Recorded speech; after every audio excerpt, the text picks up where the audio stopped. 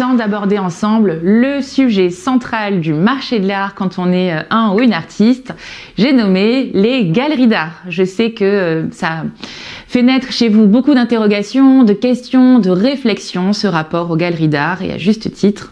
Donc décryptons ensemble les différentes typicités de galeries qui existent et aussi comment rentrer en relation avec elles, comment créer l'interaction pour envisager ou non une collaboration. Vous savez très bien que ce qui nous intéresse, nous, au sein du programme Maslow, c'est les galeries d'art liées à une activité de premier marché. L'activité de premier marché, c'est quand les œuvres vendues en galerie d'art sont vendues pour la première fois, contrairement aux œuvres qui sont vendues dans des galeries dédiées au second marché, qui sont déjà passées par le circuit primaire. Vous, pour développer votre carrière d'artiste, c'est évidemment les galeries de premier marché, tout d'abord, qui vous intéressent. Donc les galeries de premier marché travaillent directement avec les artistes contemporains pour présenter et vendre leurs productions pour la première fois donc sur le marché de l'art. Les artistes produisent de nouvelles œuvres et présentent au public ces nouvelles œuvres pour la première fois. Les caractéristiques de ces galeries, c'est qu'elles jouent un rôle crucial, vous l'imaginez, dans le développement de la carrière des artistes et notamment des artistes émergents. Ces galeries, elles organisent des expositions individuelles ou collectives et soutiennent la création d'œuvres nouvelles en établissant une relation directe entre les artistes et les collectionneurs de la galerie. Les œuvres vendues dans ces galeries d'art de premier marché sont généralement à des prix initiaux. Le public cible, ce sont des collectionneurs d'art contemporain qui souhaitent investir dans des œuvres nouvelles et originales, soutenir la création artistique émergente, et c'est pour ça que ces collectionneurs-là se tournent vers des galeries de premier marché. Pour votre culture générale, les galeries, elles, de second marché, sont impliquées davantage dans la revente d'œuvres d'art qui sont déjà commercialisées dans le circuit primaire. Cela peut se faire par le biais de ventes aux enchères, de transactions privées entre collectionneurs, ou même par le biais de ces galeries spécialisées dans la revente d'œuvres d'artistes généralement établies. Les caractéristiques de ces galeries de second marché, c'est qu'elles jouent un rôle dans la valorisation des œuvres en fonction de la demande pour un artiste particulier ou d'autres facteurs influençant le marché. Les œuvres d'artistes plus connus et dont la carrière n'est plus approuvée sont généralement présentes dans le marché secondaire. Le public cible, ce sont des collectionneurs qui cherchent davantage des œuvres d'artistes qui sont établies et dont la valeur a peut-être déjà évolué au fil du temps dans la carrière de l'artiste. Et ce sont ces publics de collectionneurs qui sont généralement actifs dans les galeries de marché secondaire. Je vous ai donc préparé un schéma en forme de pyramide, on est toujours dans le programme Maslow. La pyramide, ça sera un motif récurrent dans toute cette formation, avec les différents types de galeries d'art, donc évidemment uniquement de premier marché dans l'art contemporain. Ces propos n'engagent que moi, c'est vraiment ma vision des choses et comment moi j'ai décidé d'analyser ce marché que je fréquente depuis plus d'une dizaine d'années. J'ai mis tout en haut les galeries de grande renommée internationale. Ce sont des galeries que tout le monde connaît, qu'on soit dans le monde de l'art ou pas trop, parce qu'il y a tellement une idée presque de marque qui s'est créée qu'on a déjà entendu les noms de Galerie Emmanuel Perrotin, Galerie Gagosian, vous voyez, des grandes galeries de renommée internationale comme ça, ou comme la Galerie Almin Reich, qui sont en France et puis dans d'autres pays, quoi. Donc généralement les fondateurs ou les fondatrices de ces galeries incarnent également leur business, on va utiliser le mot, puisque les galeries ce sont des lieux de commerce avant tout. Donc on a vraiment des chefs d'entreprise, vous voyez, à la tête de ces galeries. Et d'ailleurs certaines galeries réfléchissent même ou se développent en groupe, comme le vrai jargon de l'entreprise. Donc, c'est pour moi le haut de la pyramide avec des galeries qui sont extrêmement pointues dans leur sélection d'artistes, dans leur ligne artistique, toujours présentes sur des très grandes foires et qui parfois donnent quand même la chance à des artistes émergents, souvent cueillis à la sortie des Beaux-Arts où il y a, je dirais, un pari qui est fait sur ces artistes émergents qui rejoignent l'écurie de grands artistes ou de grands artistes internationaux dans ces grandes galeries-là. Voilà. Je pense notamment à la galerie Almin Reich qui a accueilli Alexandre Lenoir, par exemple, il y a quelques années, qui était vraiment un artiste émergent et qui lui a donné sa chance et qui a évidemment changé sa carrière du tout au tout de façon très soudaine. Ou même encore Inès Langéviel qui a intégré la galerie cette année, je crois, ou en 2023, à Londres uniquement, puisqu'elle est déjà représentée à Paris par une autre galerie. Donc voilà, des artistes émergents dans de grandes galeries de renommée internationale, ça existe. Ensuite, vous avez des galeries de haut niveau. Alors les galeries de haut niveau, c'est comme ça que moi je les appelle, en tout cas, cette classification, vous l'avez compris, c'est vraiment ma vision. Ce sont des galeries qui ont, à mon sens, un niveau similaire aux grandes galeries de renommée internationale, mais qui sont beaucoup moins médiatisées et qui sont moins douées en communication, ou qui ont pris le parti de faire moins de communication, notamment sur les têtes de proue aussi, et les fondateurs, et qui sont donc plus discrètes dans le marché, mais qui ont aussi un très haut niveau. Voilà, j'ai la galerie RX en tête qui me vient. Ensuite, vous avez les galeries que j'appelle moyenne. Alors j'ai mis entre guillemets moyenne parce que c'est pas joli comme mot moyenne. Ça pourrait insinuer qu'elles sont de moins bonne qualité. C'est pas ce que je veux dire. J'utilise le terme moyenne pour parler plutôt d'années d'existence ou de taille de l'équipe. Vous voyez, les galeries que j'appelle moyennes, elles sont des équipes beaucoup moins nombreuses que les deux catégories précédentes. C'est des équipes plus réduites et elles ont plus de 10 ans d'existence. Mais je vais reprendre. Elles ont plus de 10 ans d'existence, mais elles ne sont pas encore au niveau des autres et structurellement, elles sont pas pilotées de la même façon. Voilà. Donc ces galeries moyennes, elles ont également leur ligne artistique, leur écurie d'artistes qu'elles défendent. Elles participent même parfois à des foires. Les foires sont moins prestigieuses que les galeries de haut niveau et les galeries de grande renommée internationale, mais elles peuvent quand même participer à des foires dans plusieurs pays et parfois même intégrer des foires prestigieuses dans les cursus galeries émergentes. Vous voyez, Art Paris ou Art Basel a déjà fait ça. Il y a les grandes galeries de renommée internationale, les galeries de haut niveau, et dans un autre espace intégré à la foire, il y a une catégorie liée aux foires émergentes. Les galeries que j'appelle moi de taille moyenne peuvent intégrer par exemple ces foires-là.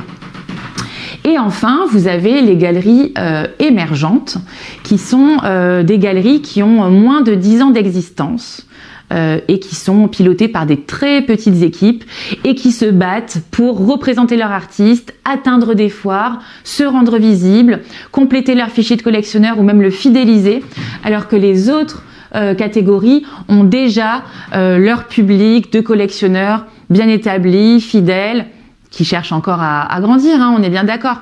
Mais quand même, globalement, la relation client sur les 3 dernières catégories est différente, plus solide, plus fidèle que celle des galeries émergentes qui se battent encore pour le constituer, ce fichier de collectionneur précieux, pour le fidéliser. Voilà.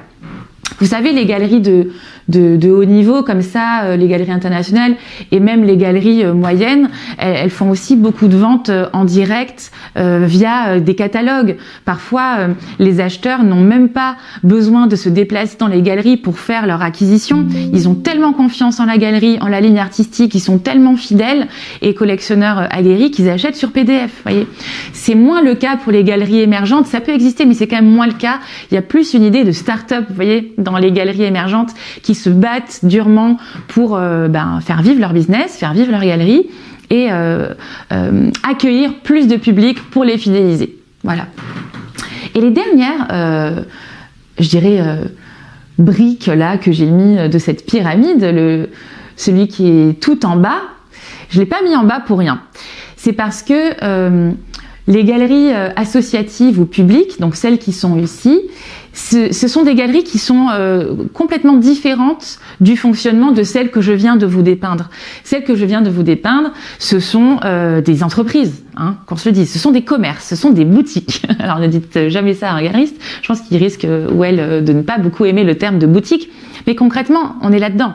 Il y a un espace qui coûtent souvent très cher, des artistes qui sont représentés où on doit vendre leurs œuvres pour rentabiliser tous les frais de structure, tous les frais de locaux en fait que peuvent induire les galeries. Alors que les galeries associatives ou publiques, ce sont des espaces préemptés par la ville, bien souvent, et qui sont en fait financés par la ville directement. Donc il y a moins cette logique mercantile et commerciale, et concrètement, des artistes peuvent venir déposer des dossiers, candidater pour être représentés à leur tour dans cette galerie associative ou dans cette galerie publique. On n'est pas dans une logique d'entreprise, donc c'est très différent. Mais concrètement, ça ressemble quand même à une galerie.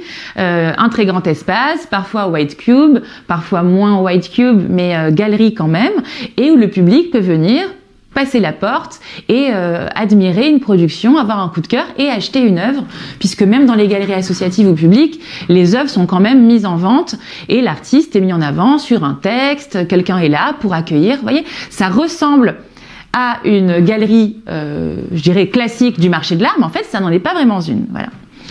Il y en a une, par exemple, à Paris, dans le 11e, quartier Voltaire, Charonne. C'est un fonctionnement qui est différent. Et enfin, tout en bas, je vous ai mis une dernière catégorie de galeries que j'ai appelée les fausses galeries. Et oui, il y a aussi des fausses galeries qui se font passer pour des galeries classiques, du haut de ma pyramide, et qui, bien souvent, ouvrent des appels à candidature ou des call for artists sur les réseaux sociaux, où les artistes se disent « Ah, ben super, cette galerie cherche des artistes dans son écurie d'artistes, je vais candidater ». Il ou elle fait un dossier, réunit des images, passe du temps pour postuler, et au bout d'un moment, on demande en fait à l'artiste de payer. Eh bien, moi j'appelle ça des fausses galeries. C'est une duperie, parce qu'une galerie, on va le voir un peu en détail, elle n'utilise pas ce genre de méthode. Donc faites attention à ces galeries qui se font passer pour des commerces de l'art et qui en fait sont plutôt des loueurs de simèse et qui veulent en fait louer leurs espaces pour que vous puissiez vous en tant qu'artiste les préempter et présenter votre art. Voilà. Je dis pas que c'est une mauvaise idée, on va le voir un petit peu plus tard, mais par contre, on ne peut pas appeler ça une galerie. Une galerie, ça défend le travail d'un artiste ou d'une artiste, ça le représente, et ça a un vrai fichier de collectionneur. Voilà, donc ça, c'est très précieux pour vous à savoir. C'était ma vision des différents types de galeries d'art. Je tenais tout de même à compléter avec une dernière catégorie un petit peu hybride et qui concerne plusieurs strates de ma pyramide des différents types de galeries d'art. J'ai nommé les galeries appartements. Elles peuvent être de taille très variée, c'est pour ça que je voulais pas les ranger dans une catégorie de la pyramide, mais je voulais mettre en lumière ces galeries un petit peu nouvelle génération qui ont osé un positionnement différent. Vous voyez, on parle aussi de positionnement pour les galeries, le positionnement c'est partout, puisqu'elles ont décidé de suivre cette logique que des œuvres d'art s'inscrivent toujours dans un espace, au final, quand elles sont achetées, elles finissent toujours dans un intérieur, dans un chez-soi, et du coup ces galeries, elles ont choisi d'opter pour un look appartement ou maison et aiment souvent mélanger le beaux-arts avec les arts appliqués ou même avec des objets de décoration ou de design, et ça donne un ton très différent, souvent plus chaleureux que dans des galeries white cube classiques assez froides. Et voilà, je vous ai donné quelques idées. Certaines peuvent aussi avoir une marketplace associée, c'est très malin, un showroom, une galerie physique plus un espace en ligne pour acheter les œuvres, qu'on soit dans la même ville ou à l'étranger ou dans d'autres régions.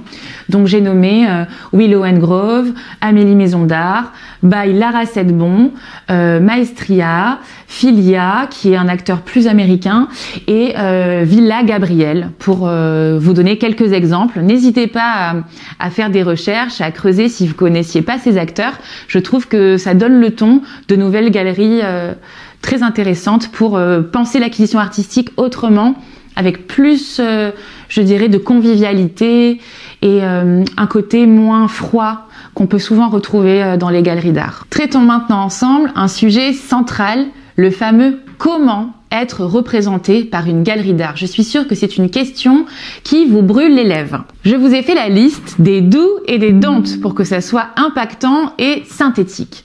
S'intéresser à des galeries, vraiment, et pas juste à leurs beaux espaces et à leurs murs, c'est central. Comme je vous l'ai dit précédemment, une galerie d'art, c'est un commerce qui a été imaginé par quelqu'un de courageux qui souhaite défendre des artistes, vendre leurs œuvres, les soutenir.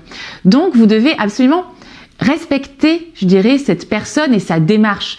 Vous ne pouvez pas avoir l'attitude de quelqu'un qui est simplement intéressé par l'espace et la boutique qui pourrait être la commercialisation de vos œuvres. Vous voyez, c'est vraiment un conseil très important. Vous devez vous intéresser à l'essence de sa galerie, à la démarche, depuis quand elle existe, qui elle représente. On va rentrer dans les détails. Mais globalement, moi je vous conseille de rentrer, de creuser vraiment sur qui sont les artistes représentés par cette galerie. Allez au-delà de la beauté de l'endroit. Vous devez vraiment savoir si les artistes représentés sont des artistes émergents ou venant d'une certaine région du monde, ou qui utilisent une certaine catégorie de matériel, ou alors qui utilisent plutôt une démarche abstraite ou figurative. Vous voyez, il y a toujours une ligne artistique. Donc pour la connaître, renseignez-vous sur les artistes représentés. C'est mon meilleur conseil, en tout cas le premier. Ensuite, renseignez-vous sur qui est le ou la galeriste. Quel est son parcours? Vient-il ou vient-elle du monde de l'art, purement? Ou avait-il ou elle une vie passée, par exemple dans le monde de la finance? Et si oui, pourquoi avoir changé comme ça de vie pour ouvrir une galerie d'art? Vous voyez, connaissez un petit peu, l'histoire et le parcours de la personne qui est à l'initiative de la création de la galerie. Quelle est la ligne artistique de la galerie? Évidemment, c'est central, vous devez la comprendre pour savoir si vous pouvez éventuellement vous inscrire dedans ou non. Et enfin, rendez-vous au vernissage à plusieurs reprises et pas avec une attitude, je prospecte et je donne ma carte de visite. Merci, au revoir, voici ma carte, je suis artiste, à la prochaine et je prie pour que vous me rappeliez pour que enfin j'ai une galerie. Ça ne doit pas se passer comme ça. Vous devez être dans une démarche beaucoup plus humaine, beaucoup plus sincère. Rendez-vous plusieurs fois au vernissage de cette galerie. Si elle vous plaît, si vous avez compris sa ligne artistique, si vous pensez être un artiste qui pourrait être présenté par cette galerie, vous devez construire une relation, vous devez tisser un lien. Donc moi, je vous conseille vraiment de vous rendre à plusieurs événements de cette galerie, à de nombreux vernissages pour vous intéresser réellement aux artistes et aux galeristes afin de faire connaissance. Voilà. Donc tisser un lien réel et sincère avec la galerie et avec l'équipe. Et enfin, la première chose à faire, c'est de les inviter à venir voir votre atelier. Une seule fois seulement que le lien réel et sincère est tissé. Vous ne pouvez pas débouler en vernissage, vous présenter en tant qu'artiste, donner votre carte ou donner votre portfolio et dire d'ailleurs venez voir mon atelier. Mais vous vous imaginez pas le nombre d'artistes qui sont dans cette démarche. Donc les galeristes et les équipes des galeries, ils sont fatigués et ils sont épuisés de ce type de démarchage qui est contre-productif. La priorité, c'est de vous intéresser réellement et de tisser un lien et une connexion qui est réelle et sincère. Pas de faux semblants, sinon ça se sent tout de suite et ça va les faire fuir. Donc ça demande quoi, cette démarche que je suis en train de vous expliquer ? Évidemment, d'être dans une démarche de qualité et pas de quantité. Ça ne sert à rien de faire une énorme liste ou un énorme fichier de galerie et que vous allez spammer comme ça d'emails ou de newsletters pour montrer votre boulot. Il n'y a rien de plus contre-productif. Par contre, sélectionnez une dizaine de galeries, 20 sur tout le territoire français, si on dit que vous voulez sortir d'une région. Des galeries de qualité qui sont vraiment dans votre cible de galeristes potentiels. Là, on est sur une démarche qui est qualitative et pas quantitative et c'est celle que je vous recommande. Donc au mieux, vous aurez des opportunités, au pire, vous aurez des conseils. Voilà ce qui vous attend si vous tissez une démarche réelle et sincère avec des galeries que vous avez triées sur le volet. Un galeriste ou une galeriste passionnée ne vous enverra jamais bouler si au bout de quelques semaines, mois, où vous venez souvent à la galerie, où vous discutez, où vous vous intéressez réellement, si vous posez des questions, si vous êtes franc, moi je crois beaucoup que voilà, au mieux, vous aurez des opportunités et au pire, vous repartirez avec des conseils. Revenons sur ce que je vous précisais tout à l'heure concernant les fausses galeries et celles qui étaient des vraies arnaques, si on peut dire, d'accord ? Une vraie galerie, elle va s'intéresser au travail artistique de l'artiste, à son univers et à sa démarche. Elle ne va pas s'intéresser à son portefeuille ni au fait qu'il ou elle est capable de louer des murs. Donc ça, c'est vraiment un gros warning. Une vraie galerie, c'est ça son essence. Une vraie galerie ne propose pas de payer pour exposer à des artistes. C'est capital de l'intégrer. A un fichier de collectionneurs à inviter à ces expositions et elle ne compte pas sur votre fichier communauté à vous. C'est ça une vraie galerie. Une vraie galerie, c'est un fichier de collectionneurs qui est déjà existant et qui est déjà solide. Et ça n'est pas à vous d'amener votre réseau à la galerie. Bien sûr que quand vous allez être présenté en galerie et que vous allez faire une exposition et qu'il y aura un vernissage, vous allez inviter votre réseau. Là n'est pas la question. Mais ça doit être un bonus, ça doit être quelque chose de supplémentaire pour la galerie. En aucun cas, je dirais, un prérequis. D'accord ? C'est vous qui attendez de votre galeriste que votre art rencontre un nouveau public. Sinon, vous n'avez aucun intérêt à travailler avec une galerie qui prendra 50% de commission sur vos œuvres, si vous vendez déjà assez vos œuvres tout seul. Vous voyez, l'intérêt de rencontrer une galerie et de tisser un partenariat de longue durée avec elle, c'est de vous faire rencontrer de nouveaux publics. Donc fuyez s'il n'y a pas de public. Une vraie galerie ne demande pas plus de 50% de commission. Ça aussi, c'est très important de le savoir. Par chance, parfois, certaines demandent moins. C'est extrêmement rare, je ne vais pas vous mentir. Mais par contre, gros warning et red flag si on vous demande davantage. Une vraie galerie assure vos œuvres dans le cadre d'une exposition, contractualise la collaboration avec un vrai contrat. C'est impossible de travailler avec une galerie sans contrat. Vraiment, vraiment, j'insiste là-dessus. Il y a eu trop de sales histoires d'œuvres qui n'ont pas été rendues, de faillites de galeries qui disparaissent comme ça du jour au lendemain avec toutes les œuvres des productions et les productions des artistes. J'ai entendu vraiment en 10 ans des choses assez étonnantes et effrayantes. Donc, je vous le recommande. Ne faites pas de partenariat avec une galerie sans contrat. Et enfin, une vraie galerie, elle s'implique dans la promotion de votre travail. Elle n'est pas votre attachée de presse, d'accord, mais quand même, il y a un effort de communication qui est fait pendant vos expositions, un communiqué de presse, un peu de communication sur les réseaux sociaux, potentiellement un événement, une rencontre, une table ronde. Vous voyez, une vraie galerie, il y a un galeriste et une galeriste derrière qui s'impliquent aussi pour défendre votre boulot. Donc ça, c'était pour vous dresser un petit peu le panorama des galeries, mais je voulais quand même finir cette partie sur un aspect plus nuancé. Concrètement, il y a beaucoup d'artistes, et je suis sûre qu'ils et elles sont là au sein du programme Maslow, qui, malgré leur effort, malgré leur très bon travail, ne sont pas représentés par des galeries. Comment on fait quand on n'est pas représenté par une galerie et qu'on a envie de faire rencontrer un nouveau public à sa production ? Je crois qu'il ne faut pas être binaire et je crois qu'il ne faut pas penser que vous n'êtes pas légitime, si vous en avez les capacités, à vous offrir la location d'un espace pour vous-même être le ou la propre producteur ou productrice de votre exposition.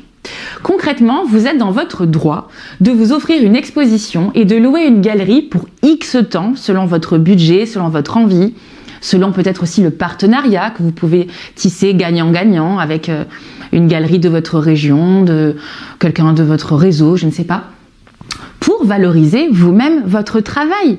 Évidemment que la galerie, ça peut être perçu comme un Graal ou un partenariat marchand extrêmement intéressant, mais vous pouvez aussi faire cavalier seul, par exemple au début aussi de votre carrière ou de votre parcours d'artiste.